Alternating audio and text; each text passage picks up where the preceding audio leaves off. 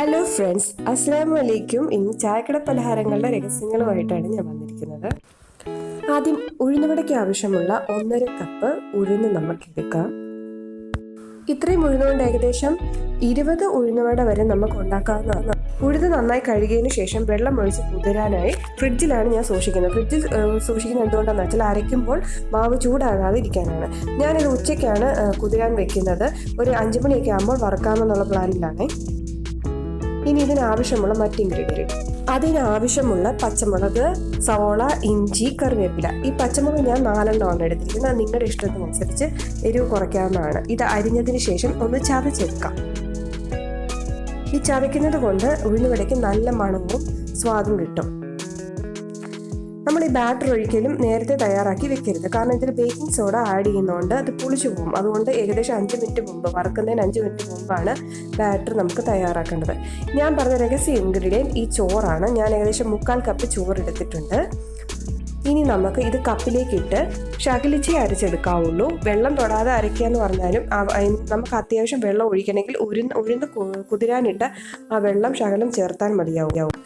ഇനി ഉപ്പും കൂടെ ആഡ് ചെയ്ത് നമുക്ക് കുറേശ്ശെ അരച്ചെടുക്കാം. അരച്ച ബാറ്ററിലേക്ക് ചതച്ച ഇൻഗ്രീഡിയൻസ് ആഡ് ചെയ്യാം. നന്നായി ഇളക്കി യോജിപ്പിക്കുക. അതിനുശേഷം അടുപ്പിൽ ഒരു കട്ടിയുള്ള പാത്രം വെക്കുക. അതിലേക്ക് നിങ്ങൾ ഏത് എണ്ണയാണ് യൂസ് ചെയ്യുന്നത് അത് ഒഴിച്ചു കൊടുക്കുക.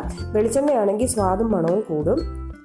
നമ്മൾ ഈ ബാറ്ററി ഇടുന്നത് എങ്ങനെയാ വെച്ചാൽ കൈ ഒന്ന് നനച്ചതിന് ശേഷം ബാറ്ററി ഇങ്ങനെ എടുത്ത് തള്ളവിരലുകൊണ്ട് നടുഭാഗം ഒന്ന് അമർത്തി കൊടുത്താണ് നമ്മൾ ഉഴുന്നുവട ഉണ്ടാക്കുന്നത്. അങ്ങനെയാണ് ഉഴുന്നുവട നടുഭാഗത്ത് തുള വരുന്നത്.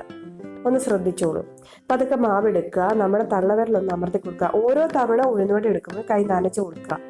അപ്പോൾ സ്പീഡിൽ തന്നെ എണ്ണയിലേക്ക് ഇടുമ്പോൾ നമ്മുടെ കയ്യിൽ ഒട്ടാതിരുന്നോളൂ. ഈ ചോറ് ആഡ് ചെയ്യുന്നതുകൊണ്ട് ക്രിസ്പ് ആകുക മാത്രമല്ല നല്ല നിറവും വരും. ആദ്യത്തെ സെക്ഷൻ ഞാനൊരു ഇളം നിറത്തിലാണ് വറുത്തെടുത്തത്. എന്നാലും നന്നായിട്ട് കളർ വന്നിട്ടുണ്ട്. അതിലും നമുക്ക് കളറിൽ എങ്ങനെ വറുക്കാമെന്ന് രണ്ടാമത്തെ സെക്ഷനിൽ ഞാൻ കാണിക്കാം. ഇത് കണ്ടോ, ഇത് ഇത്രയും നിറവും വന്നിട്ടുണ്ട്. പുറമെല്ലാം നല്ല മുരിഞ്ഞിട്ടുണ്ട്. ഈ നെക്സ്റ്റ് വൺ ഞാൻ കാണിച്ചു തരാം. ചോറ് നമ്മൾ ഏകദേശം 3/4 കപ്പാണ് എടുത്ത്. ആ ചോറ് കാരണമാണ് ഇത്ര കളർ വരുന്നത്. 1.5 കപ്പ് ഉഴുന്നിന് നമ്മൾ എടുത്തിരിക്കുന്നത് 3/4 കപ്പ് ചോറാണ്. മറക്കരുത് കേട്ടോ. നോക്കിക്കോ, ഇത് നല്ല നിറത്തിലാണ് വന്നിരിക്കുന്നത്. എന്ത് ഭംഗിയാന്ന് നോക്കിക്കപ്പോൾ എല്ലാം നല്ല ക്രിസ്പായിട്ടുണ്ട്. ഇത് നമ്മുടെ ഉഴുന്നുവട തയ്യാറായി കഴിഞ്ഞു. ഇനി നമ്മുടെ വാഴക്കാ ബോളി അല്ലെങ്കിൽ പഴംപൊരി ചായക്കടയിൽ ഉണ്ടാക്കുമ്പോൾ അത്ര ക്രിസ്പ് ആകുന്നതിൻ്റെ രഹസ്യം എന്താണെന്ന് പറഞ്ഞുതരാം. വാഴക്ക ഞാൻ 3 എണ്ണം അല്ല 4 എണ്ണമാണ് എടുത്തിരിക്കുന്നത്. ഇപ്പോൾ കട്ട് ചെയ്ത് കാണിക്കുകയാണ് ഞാൻ. ഇത് ഒരെണ്ണത്തിൽ നിന്ന് തന്നെ എങ്ങനെ 3 എണ്ണം നമുക്ക് കട്ട് ചെയ്തെടുക്കാം. ഈ ഒരു രീതിയിൽ ചെരിച്ച് നമ്മൾ മുറിക്കുകയാണെങ്കിൽ നമുക്ക് ഒരെണ്ണത്തിൽ നിന്ന് തന്നെ 3 എണ്ണം ഒക്കെ എടുക്കാം. അതായത് 2 പഴം നമ്മുടെ വീട്ടിലുണ്ടെങ്കിൽ ഒരു ഗസ്റ്റ് വന്നാൽ ഏകദേശം ഒരു 6 മുഴുത്ത പഴംപൊരി നമുക്ക് അല്ലെങ്കിൽ വാഴക്കാ ബോളി നമുക്ക് പ്ലേറ്റിൽ വെച്ച് കൊടുക്കാവുന്നതാണ്. ഇത് എൻ്റെ മമ്മി പഠിപ്പിച്ചെന്ന ടെക്നിക്കാണ്. ഈ അരിപ്പൊടി തൂളുന്നത് എന്തിനാണെന്ന് അറിയാം. ഇത് കട്ടിംഗ് ബോർഡിന് മണ്ടേ വെച്ച് നിങ്ങളെ പെട്ടെന്ന് കാണിച്ചാൽ കേട്ടോ. ഇത് നമ്മൾ എന്തിനാ തൂളി കൊടുക്കുന്നത്? എത്ര പഴുത്ത പഴമാണെങ്കിലും എണ്ണ കുടിക്കുകയില്ല. അതുപോലെ തന്നെ നമ്മുടെ ബാറ്റർ ഊർന്നു പോവുകയില്ല, അത് തന്നെ ഇരിക്കും. നമുക്ക് ബാറ്റർ തയ്യാറാക്കാനായിട്ട് 1/2 കപ്പ് കടലമാവ്, 1/2 കപ്പ് ആട്ടമാവ്, പിന്നെ ഇതിന് ഇത്തിരി നിറം കൊടുക്കാനായിട്ട് ഒരല്പം മഞ്ഞൾ ഞാൻ ആഡ് ചെയ്യുന്നുണ്ട്. ഇനി കുറച്ച് പഞ്ചസാര ആഡ് ചെയ്യാം, ഏകദേശം 1/2 ടേബിൾ സ്പൂൺ. ഇത് പ്രധാന ഇൻഗ്രീഡിയൻറ്റ് ഞാൻ ആഡ് ചെയ്യുന്ന സമയത്ത് ക്യാമറ ഓഫായി പോയി ശ്രദ്ധിച്ചില്ല. എഡിറ്റിങ്ങിൻ്റെ സമയത്താണ് ശ്രദ്ധിച്ചത്, സോറി.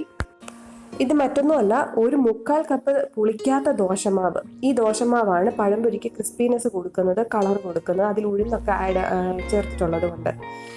ഈ ദോശമാവിൽ ഉപ്പുള്ളതുകൊണ്ടാണ് ഞാൻ സെപ്പറേറ്റ് ഉപ്പൊന്നും ചേർക്കാഞ്ഞത്. ഒരു നുള്ളു ഉപ്പ് സാധാരണ നമ്മൾ ആഡ് ചെയ്യാറുണ്ട്, അത് ഞാൻ ചേർക്കാഞ്ഞത് ദോശമാവിൽ ഉപ്പുള്ളതുകൊണ്ടാണ്. ഇപ്പോൾ ഞാൻ വെള്ളമൊക്കെ ഒഴിച്ച് ബാറ്ററി ലൂസാക്കി. ഈ ജീരകം ഞാൻ കുറച്ച് ആഡ് ചെയ്യുന്നുണ്ട്. ഇത് ചതച്ച് ചേർക്കുന്നതാണ് ഏറ്റവും സ്വാദും മണവും ഒക്കെ കൊടുക്കുന്നത് കേട്ടോ. ഇനി നമ്മുടെ വട വറുത്ത എണ്ണ നന്നായിട്ട് ചൂടായി കിടക്കാം. ഇതിലേക്ക് നമുക്ക് ബാറ്ററിൽ മുക്കി പഴമെല്ലാം ഒന്ന് വറുത്തെടുക്കാം. എത്ര പഴുത്ത പഴമാണെങ്കിലും ഞാൻ പറഞ്ഞ ടിപ്സ് ആ അരിപ്പൊടി തൂളി കൊടുത്തതിന് ശേഷം ഇങ്ങനെ ബാറ്ററിൽ മുക്കി വറുത്തെടുക്കുകയാണെങ്കിൽ പഴത്തിൽ നിന്ന് ഈ ബാറ്റർ ഊർന്നു പോവുകയില്ല. നല്ലപോലെ പഴുത്ത പഴമാണ്. നന്നായി അരിപ്പൊടിയിലൊന്ന് പൊതിഞ്ഞതിന് ശേഷം ബാറ്ററിൽ മുക്കി കൊടുക്കുക. ഇപ്പോൾ ഇതിൻ്റെ നിറം കണ്ടോ, പുറമെല്ലാം നല്ല മുരിഞ്ഞ് വന്നിട്ടുണ്ട്. എന്തൊരു നിറവും ഭംഗിയാണ് നോക്കിക്കേ. അങ്ങനെ നമ്മുടെ പഴംപൊരിയും തയ്യാറായി കഴിഞ്ഞു. ഇനി സെറ്റ് ചെയ്യാം. എനിക്ക് ഈ സീക്രട്ട് പറഞ്ഞു തന്ന് സ്വന്തമായിട്ട് ഹോട്ടലൊക്കെ ഉള്ള ഒരു എൻ്റെ കസിനാണ്. അവൾ നന്നായിട്ട് കുക്കൊക്കെ ചെയ്യും. അപ്പോൾ അവൾക്കൂടെ നന്ദി ഞാൻ പറയുന്നു. എൻ്റെ ഈ റെസിപ്പി ഇഷ്ടമായെങ്കിൽ ദയവായി എന്നെ സബ്സ്ക്രൈബ് ചെയ്യുക, എൻ്റെ ചാനൽ ലൈക്ക് ചെയ്യുക, നിങ്ങൾക്ക് ഇഷ്ടപ്പെട്ടെങ്കിൽ ഫ്രണ്ട്സിനൊക്കെ ഷെയർ ചെയ്യുക. Thank you. അസ്സലാമു അലൈക്കും.